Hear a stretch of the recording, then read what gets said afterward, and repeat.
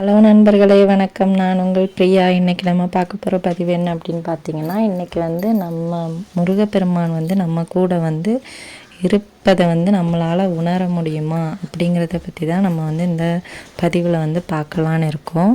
So வந்து நம்மளுக்கு வந்து நம்ம வாழ்க்கையில் வந்து நிறைய விதமான கஷ்டங்களும் சோதனைகளும் எல்லாமே தாண்டி தான் நம்ம வந்து முருகப்பெருமான்கிட்டே போவோம். ஆனால் அவர்கிட்ட போய் நம்ம வேண்டினதுக்கப்புறமும் நம்மளுக்கு வந்து அதெல்லாம் நிறைவேறதுக்கு வந்து நாட்கள் ஆகுது. அப்போ நம்ம என்ன தான் பண்ணுறது? நம்மளோட மனசு வந்து வெறுக்க ஆரம்பிச்சிரும்.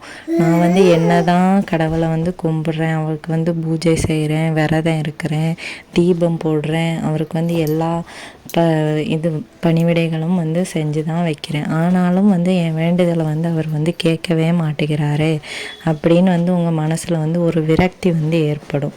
இதெல்லாம் வந்து நம்மளுக்கு வந்து முருகர் வைக்கக்கூடிய ஒரு சோதனைன்னு தான் சொல்லலாம்.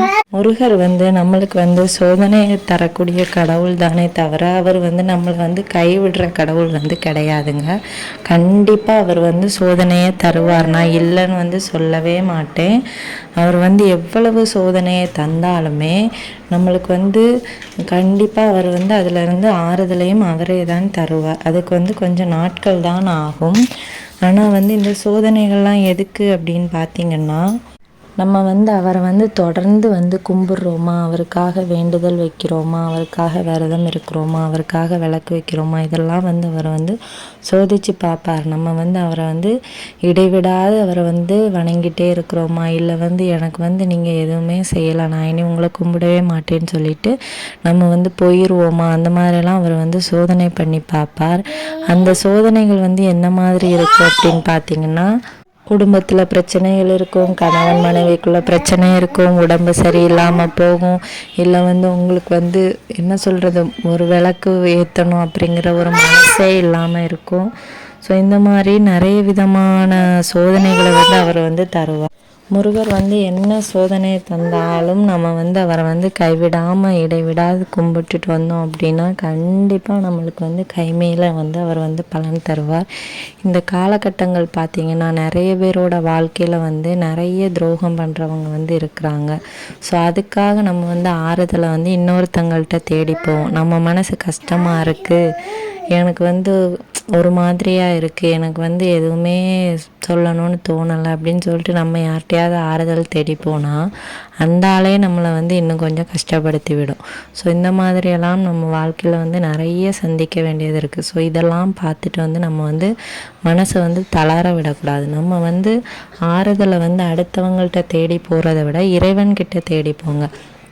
என்னதான் வந்து அடுத்தவங்க வந்து நம்ம வந்து ஆறுதல் தேடி போனாலும் நம்மளை வந்து கஷ்டப்படுத்துவாங்க. ஆனால் வந்து நம்ம முருகப்பெருமான்கிட்ட வந்து நீங்கள் வந்து ஆறுதலை தேடி போய் பாருங்கள். கண்டிப்பாக அவர் வந்து என்ன தான் உங்களுக்கு சோதனையை கொடுத்தாலும் இறுதி முடிவாக உங்களோட ஆறுதலுக்கு வந்து அவர் வந்து பதில் தான் தருவார், கண்டிப்பாக தருவார்.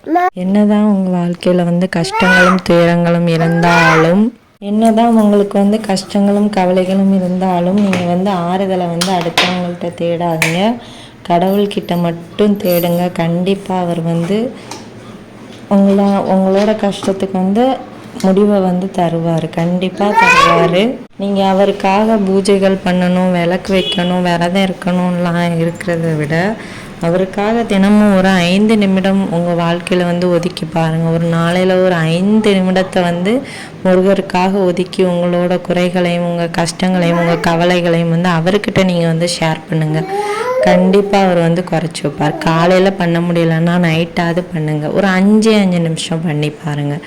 இப்போ நீங்கள் இந்த வீடியோ பார்க்குறீங்கன்னா பார்த்து முடித்ததுக்கப்புறமா ஒரு 5 நிமிஷம் அவருக்காக நீங்கள் வந்து இதை வந்து பண்ணுங்கள். கண்டிப்பாக அவர் வந்து உங்களுக்காக உங்களோட பிரச்சனைகளெல்லாம் வந்து தீர்த்து தருவார். இந்த வீடியோ உங்கள் கண்ணில் பட்டுச்சு அப்படின்னா கண்டிப்பாக ஒரு 5 நிமிடம் இதுக்காக செலவிடுங்க. முதல்ல வந்து என்னதான் வந்து சோதனையை வந்து உங்களுக்கு வந்து முருகர் தந்தாலும் அவர் வந்து உங்கள் கூட இருக்கிறத அவரே வந்து உங்களுக்கு வந்து உணர்த்துவார். இன்றைக்கி நீங்கள் இந்த வீடியோ பார்க்குறீங்க அப்படின்னா இன்றைக்கி நைட்டுக்குள்ளே உங்களுக்கு வந்து ஏதாச்சும் ஒரு நல்ல செய்திகள் கண்டிப்பாக அவர் வந்து காட்டுவார். இது வந்து நடக்கும். செவ்வாய்க்கிழமை கண்டிப்பாக ஒரு 5 நிமிடம் முருகனுக்காக ஒதுக்கி வந்து உங்களோட மனக்குறைகளை சொல்லி அவர்கிட்ட வந்து கேட்டு பாருங்கள், கண்டிப்பாக உங்களுக்கு வந்து அவர் வந்து தருவார். இது வந்து உண்மை. ஒரு முடிஞ்ச 5 நிமிஷம் வந்து செலவு பண்ணுங்கள் முருகருக்காக. கண்டிப்பாக இன்றைக்கி வந்து உங்களுக்கு வந்து எல்லாம் நல்லதே நடக்கும். நீங்கள் வந்து முருகர் பக்தராக இருந்தீங்க அப்படின்னா ஓம் சரவண பவான்னு சொல்லி நம்ம கமெண்ட் செக்ஷனில் ஒரு கமெண்ட் பண்ணிடுங்க.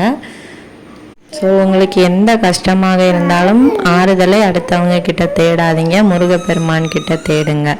அவர் வந்து கண்டிப்பாக உங்களுக்கு வந்து மன நிம்மதியும் மன நிறைவையும் வந்து தருவார்.